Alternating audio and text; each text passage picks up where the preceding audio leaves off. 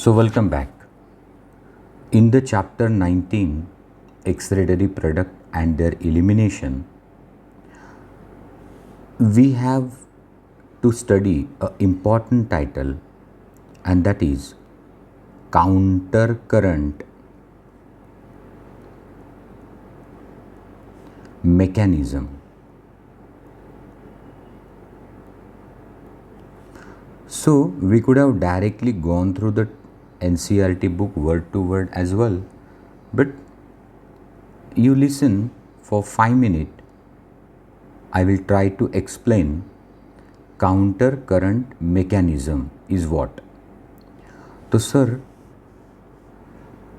NCERT बुकमधून जाण्याच्या पूर्वी आपल्याला पहिले समजून घ्यायचं काउंटर करंट मेकॅनिझम काय आहे, हे काय काम करतं आणि हे कुठे असतं. मैंने कहा काउंटर करंट का मतलब क्या है, इसका उपयोग क्या है और ये कहाँ होता है. तो सबसे पहले counter current mechanism operate in loop of Henle and vasa recti.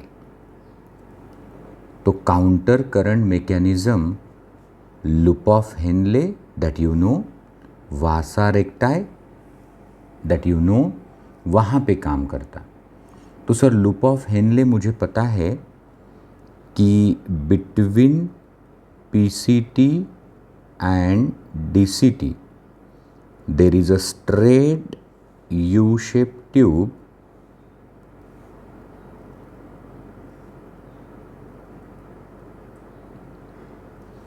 In the renal medulla. तो ये है लूप ऑफ हेनले. अब आप ये भी जानते the flow of filtrate in descending limb is towards the medulla and in ascending limb is toward the cortex.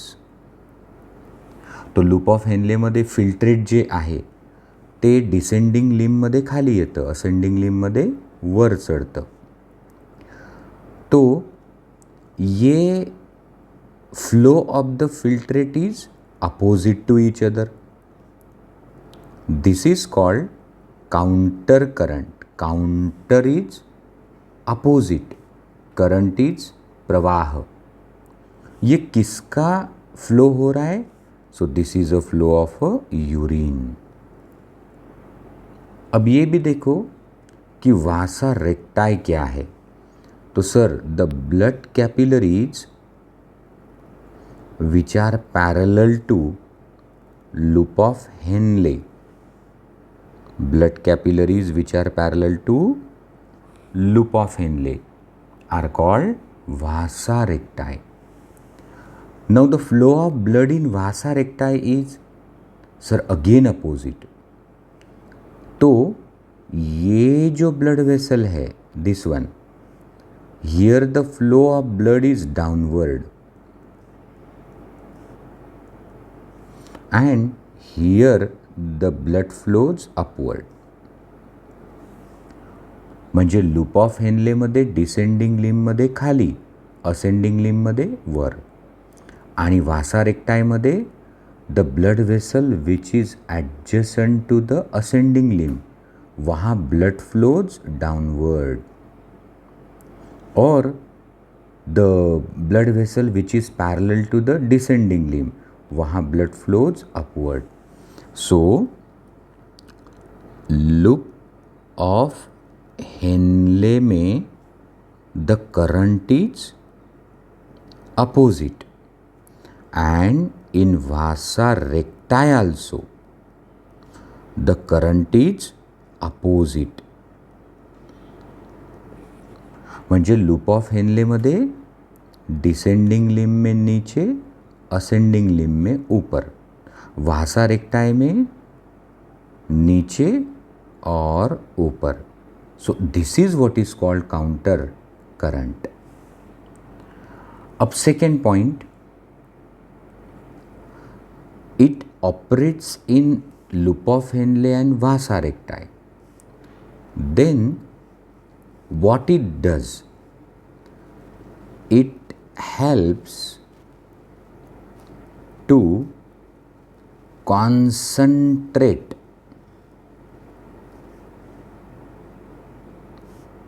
urine 4 times of initial concentration. म्हणजे sir हे जे counter current आहे एक दूसरे के अपोजिट, देखो डिसेंडिंग लिम में नीचे, असेंडिंग लिम में ऊपर आणि ब्लड व्हेसलमध्ये, सो इकडे blood flows downward because the urine flow upward and here urine flow downward, so blood flows upward. So counter current काय आहे, एक दूसरे के अपोजिट बहना. So it operates in loop of Henle and vasa recti, और इसका काम क्या है, it helps in concentration of the urine.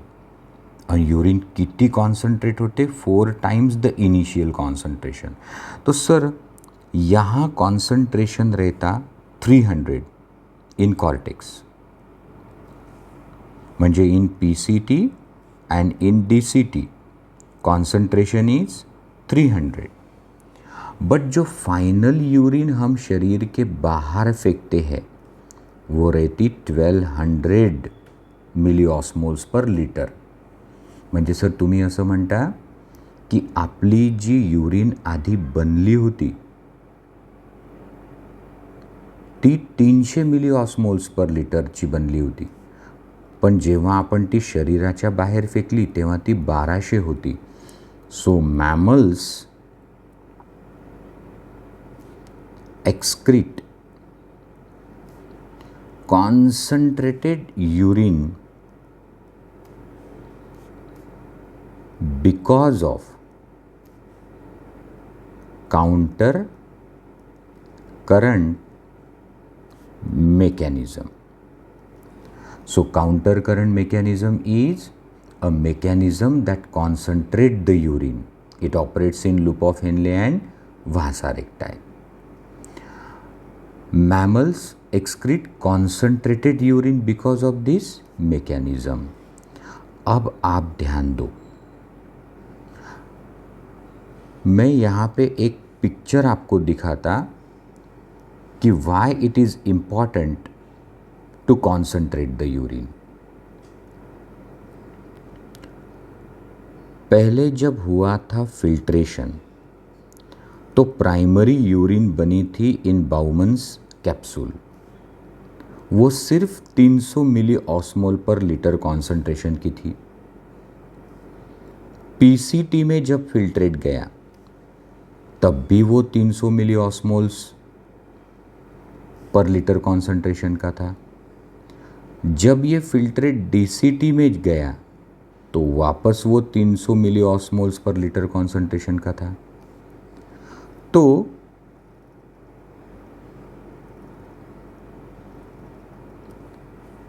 In Bowman's capsule PCT and DCT युरिनचं कॉन्सन्ट्रेशन किती आहे सर, फक्त 300 मिली ऑस्मोल्स पर लिटर.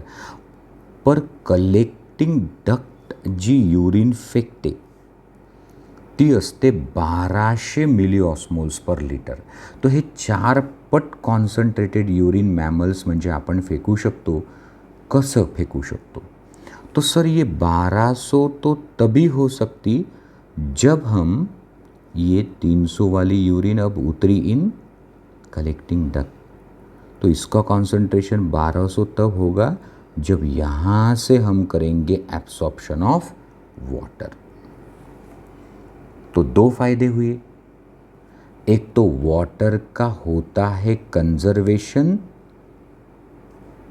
और यूरिन फेकी जाती कॉन्सन्ट्रेटेड. तुम्ही समजायचा प्रयत्न करा, आप कोशिश करो मैं कहना क्या चाहता.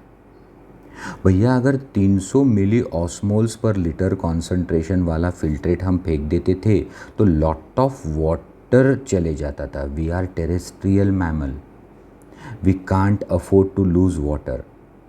तो सर महत्व किस बात का है? पानी खींचो कलेक्टिंग डक्ट से, मत जाने दो पेशाब के साथ।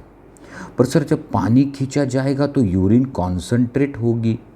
यस, पानी निकालने से यूरिन कॉन्संट्रेट होगी। तो for conservation of water urine must be concentrated. अब हम लोग मेन पॉइंट पे आए।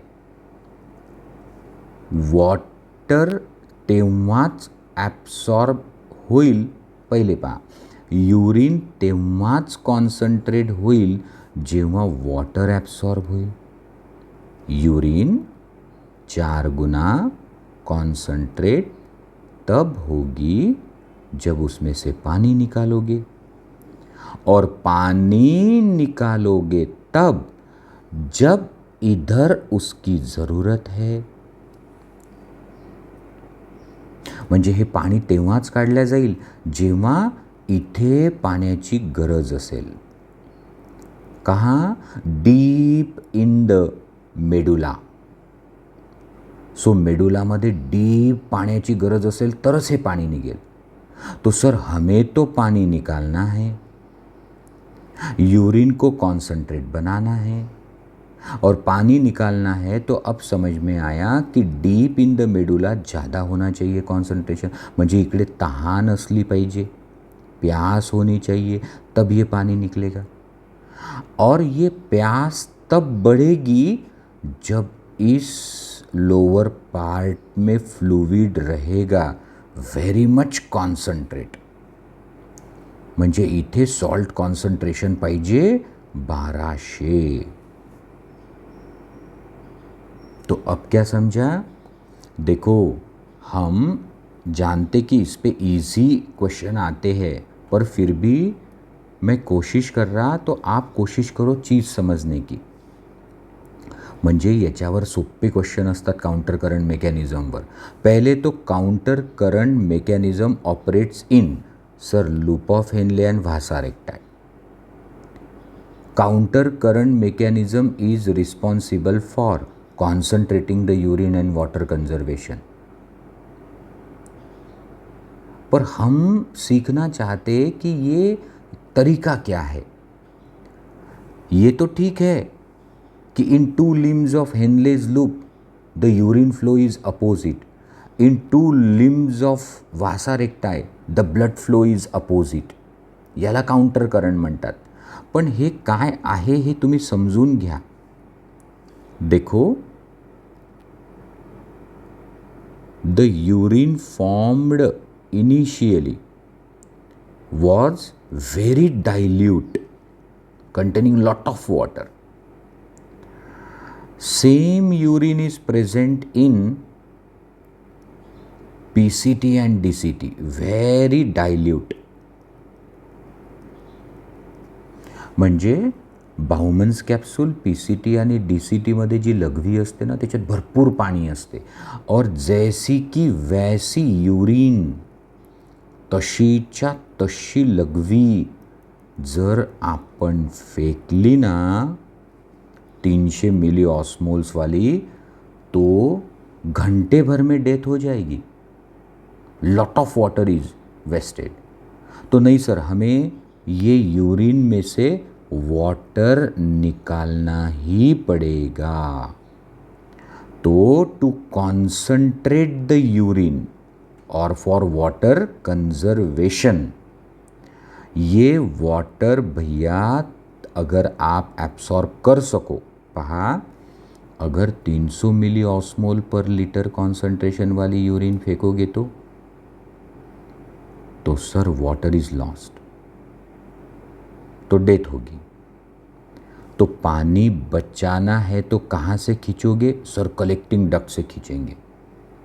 अरे भाई, ये पानी तो तब खींचा जा सकता जब इधर पानी की हो डिमांड। सो यहाँ डिमांड तब होगी जब इसका ज़्यादा रहेगा कॉन्सन्ट्रेशन। म्हणजे कलेक्टिंग डक्टमधनं आपण पाणी काढू शकतो, वाचवू शकतो पाणी। पाणी वाचवण्यासाठी इकडचं कॉन्सन्ट्रेशन पाहिजे जास्त। मग ते कसं होईल? मेडुलरी इंटरस्टिशियम कॉन्सन्ट्रेट कसा होईल. तो सर मुझे याद है कि हमने तो एक गलती कर दी थी, एक चूक केली होती. काय चूक केली होती sir? Ascending limb of loop of हेल्नेमधनं आपण काढलं होतं NaCl. तो NaCl जर आपण हे काढलं तर आपल्याला इथे कॉन्सन्ट्रेशन वाढवायला हे NaCl इथे आलं पाहिजे वापस. मतलब असेंडिंग लिम्ब से जो सॉल्ट निकला है, अगर वो कुछ भी करके यहाँ आए तो कॉन्सन्ट्रेशन बढ़ेगा. कॉन्सन्ट्रेशन बढ़ेगा तो वाटर एब्सॉर्ब होगा और इसे नीचे लाता है डिसेंडिंग लिम्ब ऑफ वासा रेक्टाय. तो हा NaCl कोणी घेतला सर? ब्लड व्हेसलनी घेतला आणि परत कुठे आणला? मेडुलामध्ये खाली.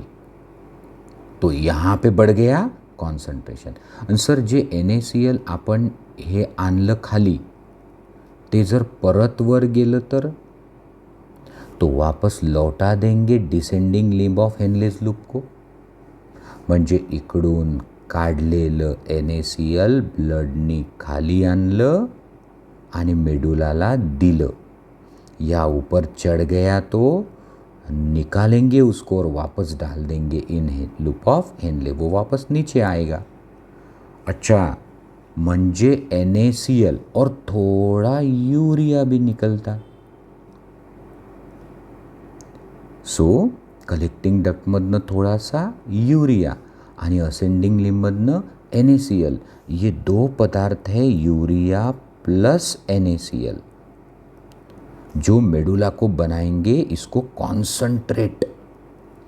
ये कॉन्सन्ट्रेट अगर हुआ तो पानी निकाला जाएगा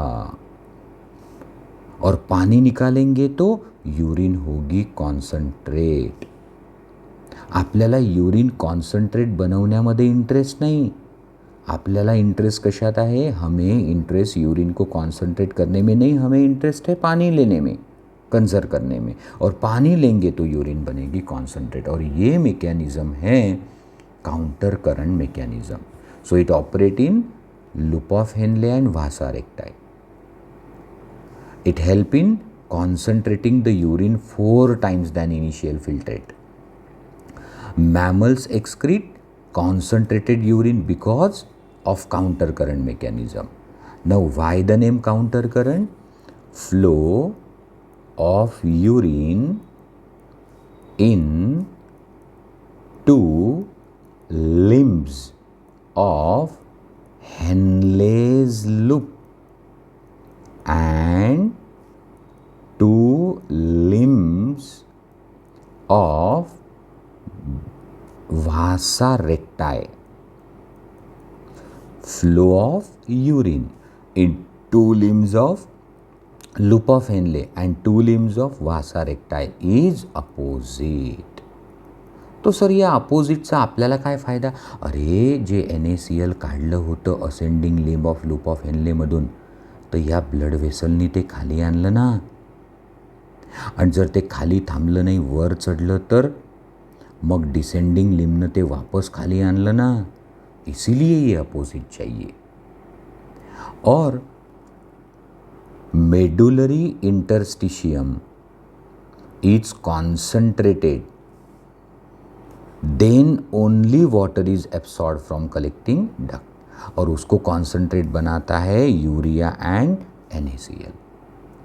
अब आप समझ सकते हैं इस मैकेनिज्म को, डायरेक्टली हम लोग देख सकते हैं.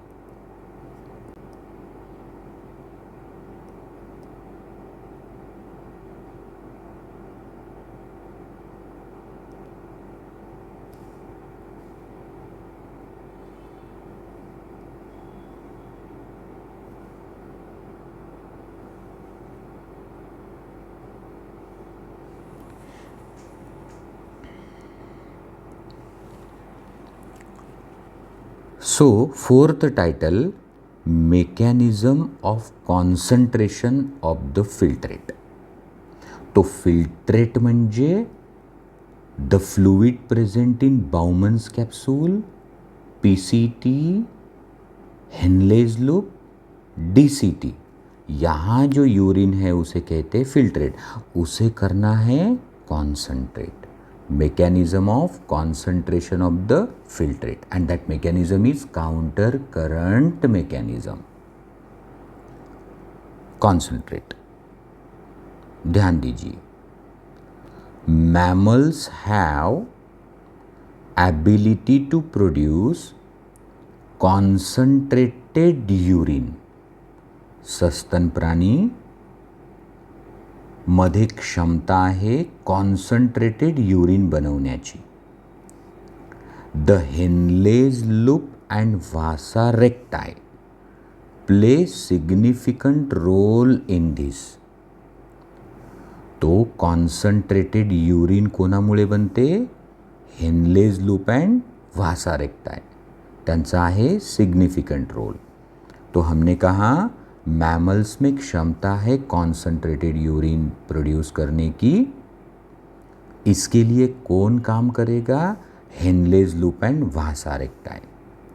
The flow of filtrate in two limbs of Henle's loop is opposite. Descending limb में नीचे आती यूरिन, असेंडिंग लिम में वापस ऊपर चढ़ती. The flow of filtrate in two limbs of Henle's loop is in opposite direction and thus forms a counter current, विरुद्ध प्रवाह. But the flow of blood through two limbs of vasa recti is also opposite.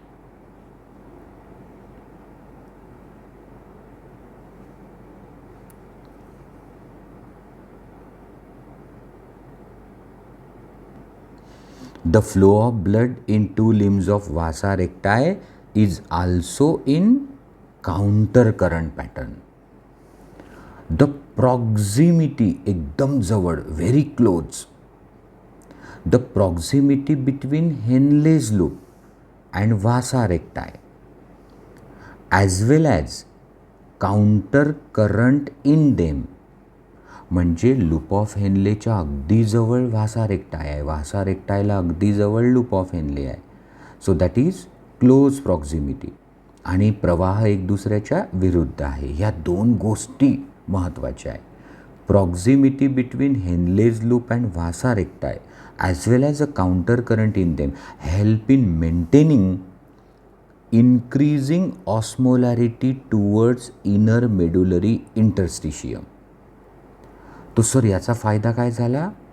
तो close proximity between Henle's loop and vasa recta and the counter current ने मदद की किस बारे में? उसने मेडुलरी इंटरस्टिशियम को कॉन्सन्ट्रेट किया. पण सर त्याचा काय फ़ायदा? अभी अभी मैंने बताया कि मेडुला रीजन अगर कॉन्सन्ट्रेट है तो कलेक्टिंग डक्ट से पानी खींचा जाएगा, तो पानी बचाया जा सकता है, यूरिन कॉन्सन्ट्रेट हो जाएगी. So close proximity between Henle's loop and vasa recti and counter current in them help in maintaining increasing osmolarity towards inner medullary interstitium.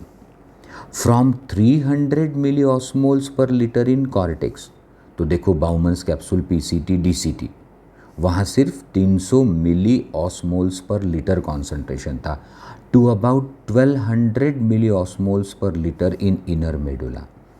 300 पासून 1200 पर्यंत कॉन्सन्ट्रेशन मेडुलाच्या डीपमध्ये आपण वाढवू शकलो, त्याच्यामुळं पाणी ओढल्या जाईल. This gradient is caused by, gradient म्हणजे उतार, स्लोप. तो सर कैसा ग्रेडियंट? मतलब कि कॉर्टेक्स में 300 और मेडुला में 1200. So this gradient is caused by NaCl and urea. NaCl is absorbed from ascending limb of Henle's loop. आपण असेंडिंग लिम्बमधनं काढलं होतं NaCl, which is exchanged with descending limb of vasa recti. तो जो कुछ भी ascending limb of Henle's loop से लिया NaCl, वो वासा रेक्टाई की डिसेंडिंग लिम्ब ने ले लिया। Then NaCl is returned back to medullary interstitium by ascending portion of vasa recti. Similarly, small amount of urea enter the thin segment of ascending limb of Henle's loop. कम मात्रा में urea भी घुस जाता है in the thin segment, lower portion of ascending limb of loop of Henle, which is transported back to interstitium by collecting tubule. So, the above described transport of substances facilitate special arrangement of loop of Henle and vasa recti called counter current mechanism. This mechanism help to maintain concentration gradient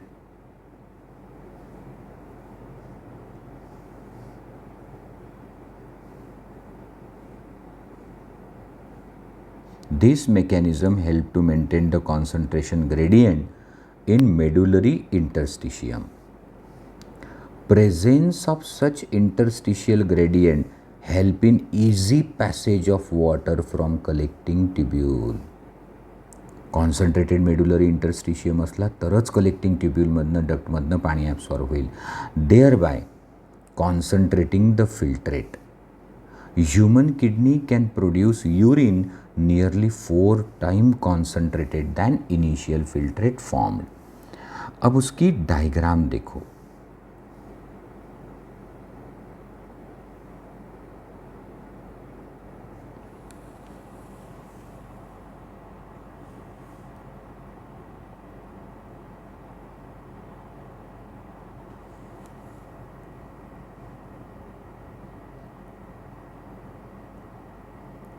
Now see,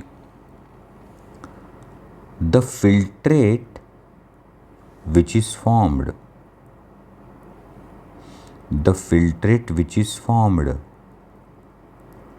is 300 milliosmol in Bowman's capsule, PCT, DCT, that is in cortex. अब ये filtrate देखो, जब आया in descending limb तो आपण त्याच्यातनं water काढलं और इसीलिए 300 से 400, 600, 800, 1000, 1200. म्हणजे एकीकडे आपण त्याच्यातून वॉटर काढत होतो आणि NaCl त्याच्यात टाकत होतो. मतलब हम लोग वाटर निकाल रहे थे descending limb of loop of Henley से, और उसमें NaCl कहाँ से लाया NaCl? सर ये असेंडिंग लिम्ब जो है ना, वहाँ से निकाल कर वासा रेक्टाई ने उसको लौटा दिया था, और इसीलिए यहाँ कॉन्सेंट्रेशन कितना हो गया? 1200. अब ये 1200 कॉन्सेंट्रेशन कायम नहीं रहता सर. का? आता हे वर चढील ना फिल्ट्रेट, जब ये ऊपर चढ़ेगा तो उसमें से हमने क्या खींच लिया? NaCl. और ये NaCl निकालने से कॉन्सेंट्रेशन कम हुआ, तो ये NaCl कुछ भी करके हमें यहाँ लाना है, और ये काम कर रही थी descending limb of Vasa recti. उसने ये NaCl जो यहाँ से निकला वो इसको दे दिया, या फिर ऊपर चढ़ा तो यहाँ से दे दिया, और इसको रखा concentrate. And because of that only, अब यहाँ अगर 1200 है तो देखो वाटर एब्सॉर्ब हो सकता. यूरिया ने भी मदद की है कॉन्सेंट्रेशन मेंटेन करने में, तो NaCl plus urea help to increase this concentration, आणि म्हणून वॉटर ॲब्सॉर्ब झालं और यूरिन बन गई कॉन्सेंट्रेट. तो सर ये तो नेफ्रॉन का लूप ऑफ हेनले है. अब ये है वासा रेक्टाई, ये डायग्रामेटिक है, मतलब यहाँ से उठा के इधर निकाला. तो पहा, डिसेंडिंग लिम्बमध्ये फ्लो कसा आहे? लूप ऑफ हेनले के डिसेंडिंग लिम्ब में डाउनवर्ड, असेंडिंग में upward, that is counter, opposite. Vasa recti मध्ये ये blood flow is downward, this blood flow is upward. अब आप इमेजिन करो, यहाँ से जो NaCl निकाला था from ascending limb of Henle's loop, वो NaCl देखो ब्लड ने ले लिया और उसको नीचे लाया. जब वो ऊपर जा रहा था तो ये यहाँ से वापस दे दिया. ये वापस किसको दिया? इसको दिया. और ये लिया किससे? इससे लिया. सो diagrammatic representation of nephron and vasa recti showing counter current mechanism. Now see, in cortex 300, in deep medulla 1200. धीरे धीरे ये कॉन्सेंट्रेशन बढ़ गया नीचे और तभी जाके ये वाटर को खींच सकते. तो हे झालं काउंटर करंट मेकॅनिझम एक टायटल. आता दुसरं टायटल आहे रेग्युलेशन ऑफ किडनी फंक्शन. तो पहले समझ लो. आता लक्ष द्या.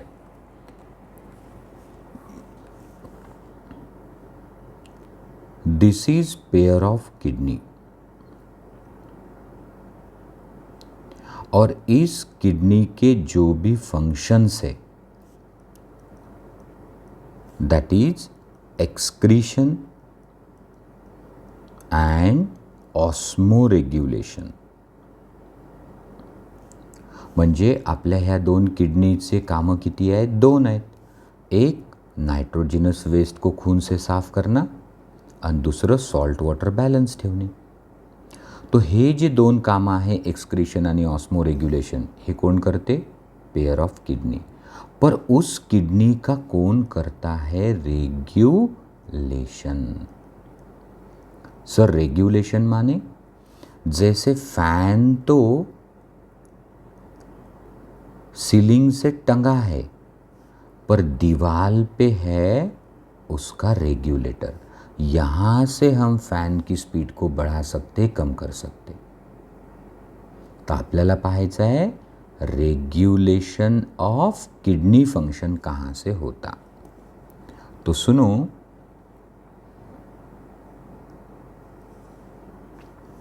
एक हाइपोथैलेमस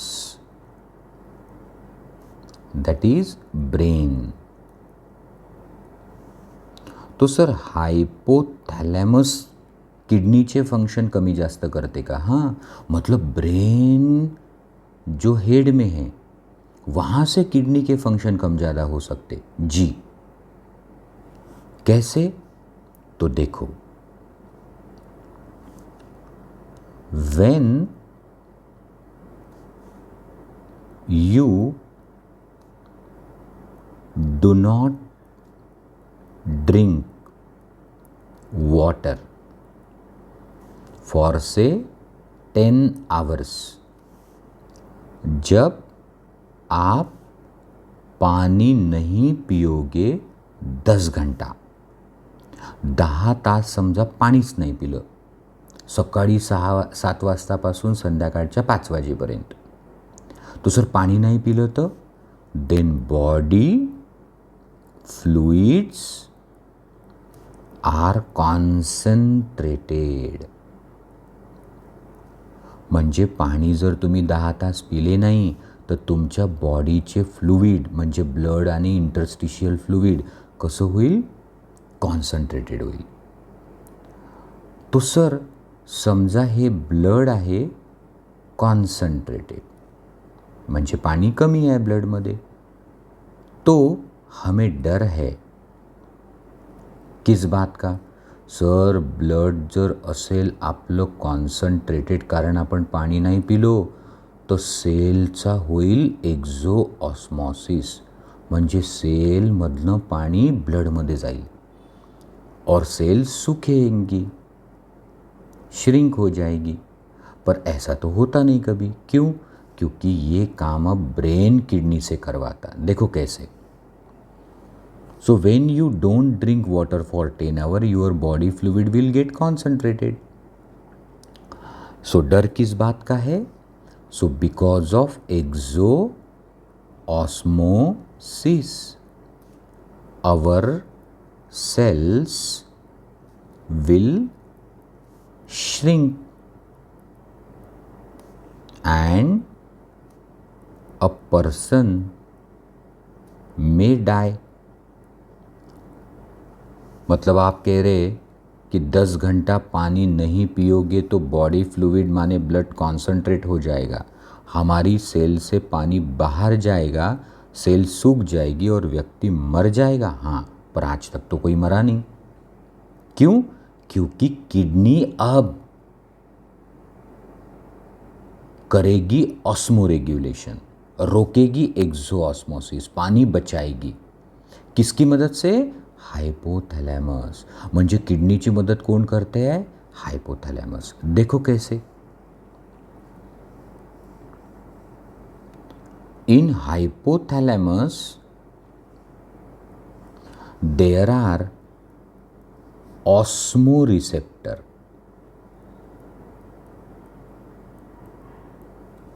हाइपोथैलेमस में है ऑस्मो रिसेप्टर. सो व्हेन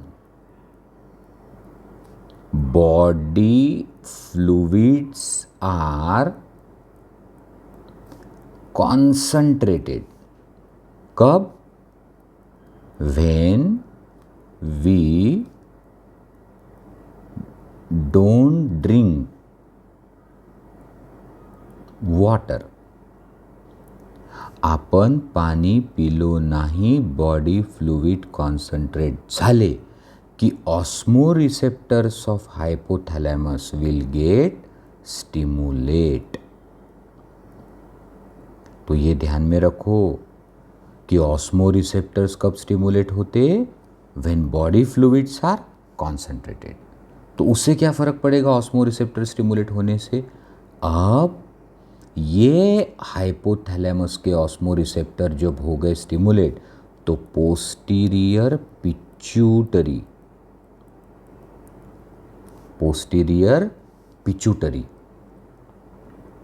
अब देगी ADH, दैट इज वॅसोप्रेसिन.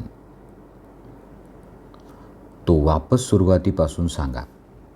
सर, जेव्हा आपण पाणी पिणार नाही, बॉडी फ्लुइड्स कॉन्सन्ट्रेट होतील, ऑस्मो रिसेप्टर हायपोथॅलॅमसमधले स्टिम्युलेट होतील आणि ते स्टिम्युलेट झाल्यामुळं पोस्टीरियर पिट्यूटरीला म्हणतील की तुम्ही पटकनी द्या ADH और वैसोप्रेसिन. हिंदी में, सर जब हम पानी नहीं पिएंगे तो हमारे बॉडी फ्लूइड कॉन्सन्ट्रेट होंगे, मतलब शरीर में पानी की कमी आएगी. अब ऑस्मो रिसेप्टर जो हाइपोथैलेमस में है वो स्टिमुलेट हो जाएंगे, फिर पोस्टीरियर पिट्यूटरी देगी ADH. तो उससे क्या फ़र्क पड़ेगा? सुनो, अब ज़र्र से आएगा ADH किडनी में. कहाँ से? ब्रेन से, पिट्यूटरी से. अब हमारी 2 किडनी में है 2 मिलियन नेफ्रॉन, तो ADH और वैसोप्रेसिन आने से आप जानते, वैसोप्रेसिन ADH आल्यामुळं आपल्याला माहिती आहे, it increase the permeability of DCT and collecting duct and more water is absorbed. आपण पाणी नव्हतं पिलो ना, म्हणून DCT आणि कलेक्टिंग डक्टची वाढली परमियाबिलिटी. कोणामुळे? ADHमुळं. आणि जास्तीत जास्त वॉटर ॲब्सॉर्ब होते. तो क्या होगा? सर, पानी हमने अगर बचाया तो यूरिन होगी less volume and more concentrated. आणि म्हणून आपण जेव्हा पाणी पित नसतो तेव्हा लघवी कमी येते आणि ती खूपच कॉन्सन्ट्रेट असते, कारण आपण वॉटर केलं सेव. इन हिंदी वैसोप्रेसिन आने से डीसीटी और कलेक्टिंग डक्ट से पानी हमने बचाया. पेशाब की मात्रा कम है और कॉन्सन्ट्रेशन ज़्यादा है, पर कोई मरा नहीं है. तो सर इसके उल्टा करेंगे अब.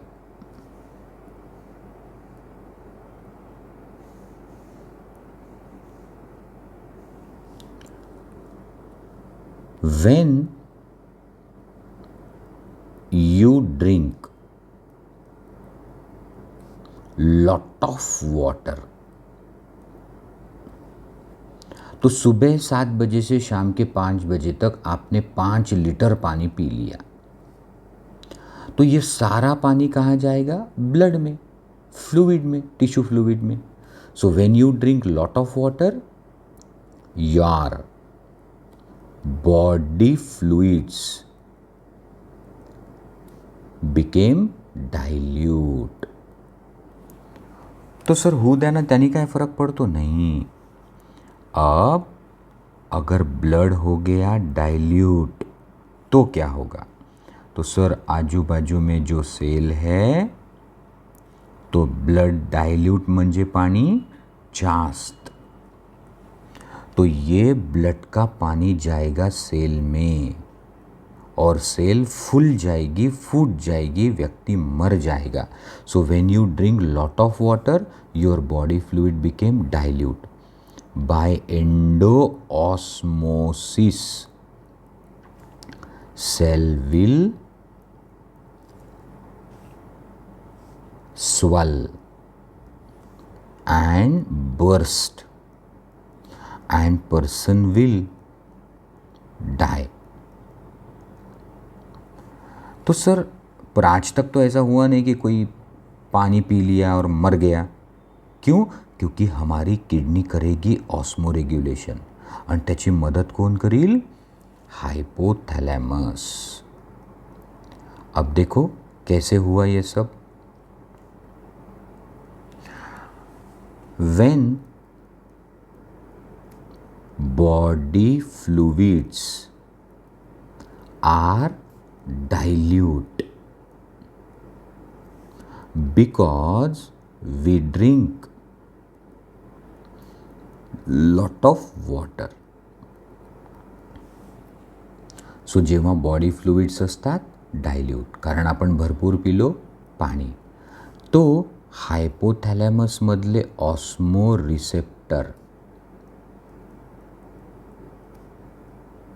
नहीं होते स्टिमुलेट, तो पोस्टीरियर पिट्यूटरी नहीं देती एडीएच और वैसोप्रेसिन. सो ये तो पहले के उल्टा हो गया कि भरपूर पाणी पिलं तर बॉडी फ्लुइड डायल्यूट झाले, मग ऑस्मो रिसेप्टर स्टिम्युलेट नाही झाले, तर पोस्टीरियर पिट्यूटरीनी वॅसोप्रेसिन नाही दिलं, तो कलेक्टिंग डक्ट एंड डीसीटी वहाँ से पानी खींचा नहीं जाएगा, त्याची परमिएबिलिटी वाढणार नाही. तो ये सारा पानी हम फेक देंगे, जास्तीचं पाणी आपण फेकून देऊ.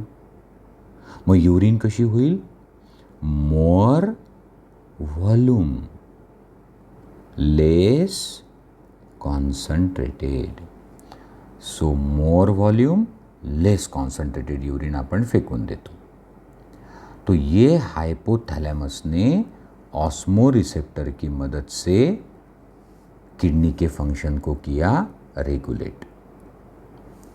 अब दूसरा है, पहला है हाइपोथैलेमस, दूसरा है जेजी अपरेटस इन किडनी. अच्छा, म्हणजे आता किडनीचं फंक्शन रेग्युलेट कोण करणार? जेजी अपरॅटस. कुठे आहे? किडनीमध्ये. तो काय देतो? रेनिन। तो उससे किडनी के फंक्शन कैसे रेगुलेट होंगे? तो मैं बताता आराम से। तो सर तुम्ही आधी म्हटलं की हायपोथॅलॅमस करतो किडनीला रेग्युलेट. आता म्हणता किडनीमध्येच असते जे अपरॅटस, तो देतो रेनिन आणि किडनीचं फंक्शन रेग्युलेट होते. तर पहिले जे अपरॅटस काय आहे? जक्स्ट्रा म्हणजे close, juxta glomerular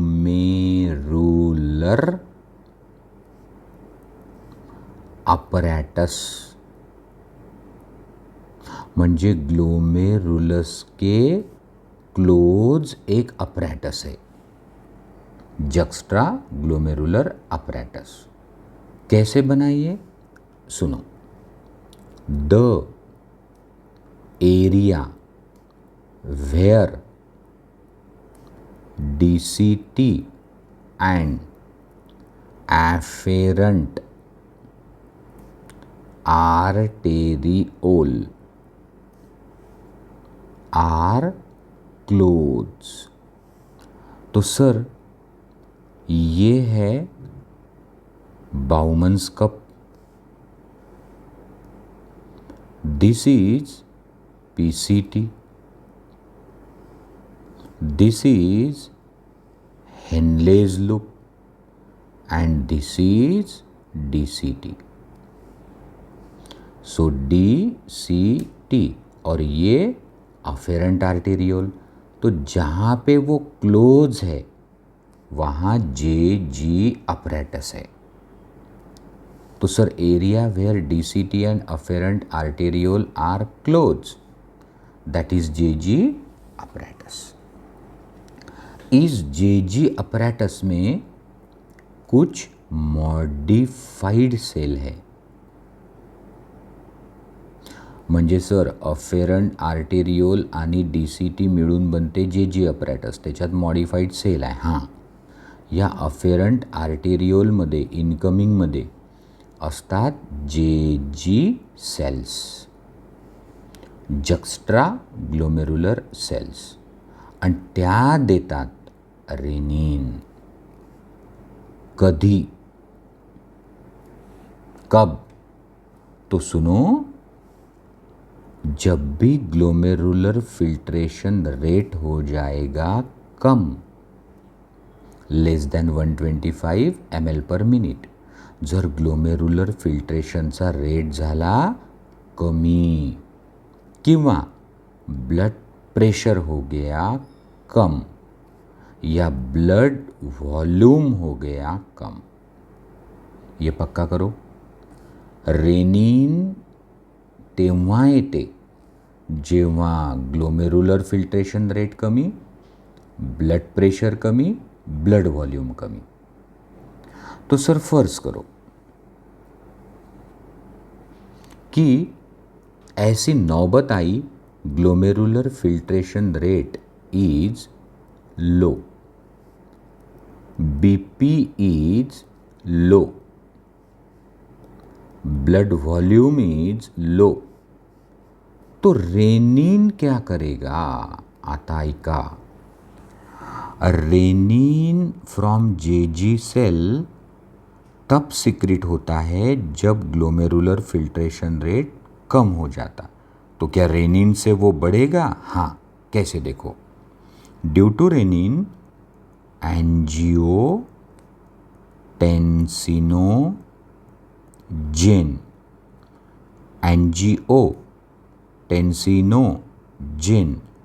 which is produced by liver which is inactive.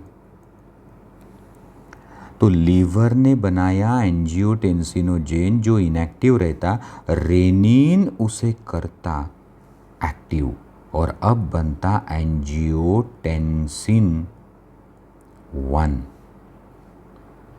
Angiotensin 1 बनता angiotensin 2 because of angiotensin converting enzyme of lungs. तो सर तुम्ही म्हणता की जेव्हा ग्लोमेरुलर फिल्ट्रेशन रेट लो होते तेव्हा रेनिन येते, ते अँजिओटेन्सिनोजेनला अँजिओटेन्सिन 1 बनवते, मग अँजिओटेन्सिन कन्व्हर्टिंग एन्झाईम जे लंग्स देते ते त्याला अँजिओटेन्सिन 2 करते. तो एंजियोटेंसिन 2 ग्लोमेरुलर फिल्ट्रेशन रेट कैसे बढ़ाएगा? सुनो, एंजियोटेंसिन 2 इज वैसो कॉन्स्ट्रिक्टर, मतलब ये अफेरेंट आर्टेरियोल, ये इफेरेंट आर्टेरियोल, ये ग्लोमेरुलस. तो अगर इफेरेंट आर्टेरियोल का कॉन्स्ट्रिक्शन हुआ, म्हणजे इफेरेंट आर्टेरियोल म्हणजे जाने का रास्ता, इसको दबा दिया, थोड़ा सा कम कर दिया, तो सर यहाँ पे प्रेशर बढ़ जाएगा. म्हणजे हे पहा, हे ब्लड असं येतं आणि असं जातं, तर हा रस्ता जर छोटा केला तर हे प्रेशर वाढेल. तुम्ही पाईपाचं तोंड दाबलं तर काय होईल? पाईपावर प्रेशर येईल. तो वैसो कॉन्स्ट्रिक्शन से ब्लड प्रेशर बढ़ेगा और ग्लोमेरुलर फिल्ट्रेशन का रेट भी बढ़ेगा. और दूसरा तरीका है एंजियोटेन्सिन सेकंडमुळे येतं अल्डोस्टेरॉन. तो सर अल्डोस्टेरॉन से क्या होगा? More and more sodium and water is absorb. Mug sir जास्त सोडियम वॉटर ॲब्सॉर्ब केल्यामुळं काय होईल? तो सोडियम आणि वॉटर कुठे जाईल? ब्लडमध्ये. तो सर ब्लड में अगर sodium water sodium water sodium water sodium water आता रहा तो ब्लड का बढ़ेगा वॉल्यूम, वॉल्यूम बढ़ेगा तो प्रेशर भी बढ़ेगा और ग्लोमेरुलर फिल्ट्रेशन रेट भी बढ़ेगा. ये काम करता है जेजी अपैरेटस. तो जेजी अपैरेटस का रेनिन कब आता? When glomerular filtration rate fall. लक्षात ठेवा, नीट क्वेश्चन है. तो पहला था हाइपोथैलेमस, दूसरा जेजी अपैरेटस विच सिक्रीट रेनिन. इसको रेनिन एंजियोटेंसिन अल्डोस्टेरॉन सिस्टम कहते. और तीसरा है हार्ट. तो सर हार्ट किडनी कैसे रेगुलेट करते? सुनो तो, हार्ट एक हार्मोन देता ANF, atrial नाट्रियूरेटिक factor. Atrial नाट्रियूरेटिक factor म्हणजे हार्टचे जे 4 चेंबर आहे त्याच्यातले 2 ॲट्रिया हे हार्मोन देतात ANF. पर सर हार्ट एट्रियल नाट्रियूरेटिक फैक्टर नाम का हार्मोन, पेप्टाइड हार्मोन कब देगा? अब सुनो, when glomerular filtration rate increases. क्यों इंक्रीज हुआ? Because blood pressure increases. क्यों इंक्रीज हुआ blood pressure? Because blood volume increases. अब ये उल्टा हो गया सब. रेनिन कधी येतो? जेव्हा GFR कमी होतो. ANF कधी येतो? जेव्हा GFR वाढतो. तो सर फर्ज करो कि किडनी में ब्लड प्रेशर बढ़ गया तो ANF क्या करेगा? सुनो, एट्रियल नाट्रियूरेटिक फैक्टर 2 काम करेगा. Vaso dilation. तो अगर ये इफेरेंट वेसल, ये अफेरेंट वेसल, ये ग्लोमेरुलस, तो अगर जाने का रास्ता बड़ा कर दिया, म्हणजे हे मोठं केलं, डायलेशन केलं, तो फिर ये जल्दी जा सकेगा ब्लड, तो प्रेशर हो जाएगा कम, तो फिल्ट्रेशन भी हो जाएगा कम. तो वैसो डायलेशन. और दूसरा, अब नहीं आएगा अल्डोस्टेरॉन. तो सर अल्डोस्टेरॉन नहीं आएगा तो so loss of sodium, loss of water. तो सर यूरिन से सोडियम और वाटर का लॉस हुआ तो सोडियम गया, वाटर गया, सोडियम गया, वाटर गया, तो ब्लड वॉल्यूम हो जाएगा कम। अरे रक्तातून सोडियम वॉटर गेलं तर व्हॉल्यूम कमी होईल, तर प्रेशरही कमी होईल, तर GFRही कमी होईल.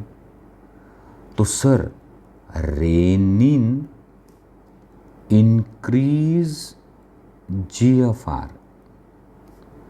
ANF decrease glomerular filtration rate. When BP fall, renin आएगा, and when BP increases, ANF आएगा. अब हम लोग बुक में से पढ़ सकते हैं.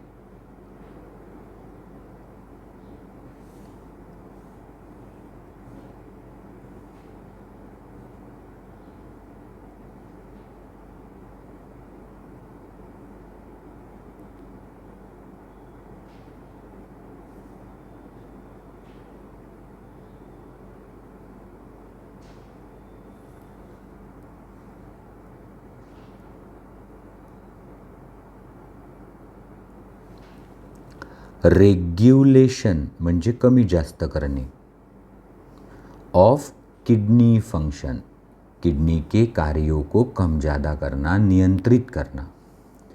The functioning of kidney is efficiently monitored and regulated by hormonal feedback mechanism involving hypothalamus, osmoreceptors, JG apparatus, renin, and to some extent heart, ANF. ये 3 चीज़ें. अब पहली चीज़ देखो, osmoreceptors in body are activated by change in blood volume, fluid volume and concentration. osmoreceptor in body activate होतात कधी? Blood volume, म्हणजे जास्त blood volume झालं, बॉडी फ्लुइड व्हॉल्यूम आणि आयोनिक कॉन्सन्ट्रेशन म्हणजे डायल्यूट किंवा concentrated. Excessive loss of fluid from body माने bleeding हुआ, डिसेंट्री है, वोमिटिंग है. Excessive loss of fluid from body म्हणजे हागवण लागली असेल किंवा ओकाऱ्या झाल्या असतील, डायरिया झाला असेल तर काय होईल? बॉडी फ्लुइडचा लॉस होईल. So excess loss of body fluid can activate this receptor which stimulate hypothalamus to release antidiuretic hormone or vasopressin from neurohypophysis म्हणजे posterior pituitary. ADH facilitate water reabsorption from later part of tubule, DCT and collecting duct, thereby prevent diuresis. मग urine कशी होईल? Concentrated होईल water काढल्यामुळं, dilute नाही होणार. Increase in body fluid volume can switch off osmoreceptor. जर body fluid volume वाढले तर ऑस्मोरिसेप्टर स्टिम्युलेट नाही होंगे. Suppress ADH release to complete the feedback. ADH can also affect kidney function by its constrictory effect on blood vessel. त्याचं दुसरं नाव काय आहे? वॅसोप्रेसिन. This cause increase in blood pressure, and increase in blood pressure can increase glomerular blood flow and thereby GFR, glomerular filtration rate. Now second, the JG apparatus play a complex regulatory role. A fall in glomerular blood flow, glomerular blood pressure, glomerular filtration rate कमी झाला glomerular filtration rate किंवा glomerular blood pressure किंवा glomerular blood flow कमी झाला तर JG apparatus play regulatory role. It can activate the JG cells to release renin, which convert angiotensinogen in blood to angiotensin 1, then further angiotensin 2. Angiotensin 2 being powerful vasoconstrictor increase glomerular blood pressure and thereby glomerular filtration rate. Angiotensin 2 also activate adrenal cortex to release aldosterone. Aldosterone cause reabsorption of sodium and water from distal part of tubule. This also leads to increase in blood pressure and glomerular filtration rate. This complex mechanism is known as renin-angiotensin mechanism. आणि last regulation by heart. Increase in blood flow to atria of heart can cause release of atrial natriuretic factor ANF. ANF cause vasodilation, that is dilation of blood vessel, thereby decreases the blood pressure. पहा ANF vasodilation करते, decreases the blood pressure. ANF mechanism is therefore act as a check on. Neat question. ANF कोणाच्या विरुद्ध आहे? Rennin अँजिओटेन्सिनच्या. कसं? पहा, blood pressure low झालं तर येतं रेनिन. बीपी जब होता लो तब आता रेनिन और उससे बीपी इंक्रीज होता या ग्लोमेरुलर फिल्ट्रेशन इंक्रीज होता. सो तुम्ही ब्लड प्रेशर लोच्या ऐवजी ग्लोमेरुलर फिल्ट्रेशन लो असेल तर येतं रेनिन और उससे GFR होता इंक्रीज. अब उल्टा करो.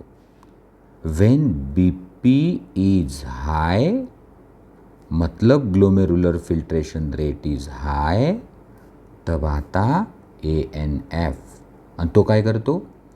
तो BP डिक्रीज करतो. म्हणजे ग्लोमेरुलर फिल्ट्रेशनचा जो रेट आहे त्याला लो करते.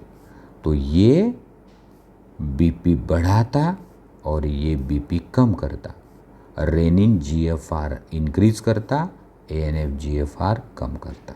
सो दे आर एंटागोनिस्टिक. अब हमें अगले लेक्चर में बात करनी है micturition, accessory excretory organ and related disorder. Thank you.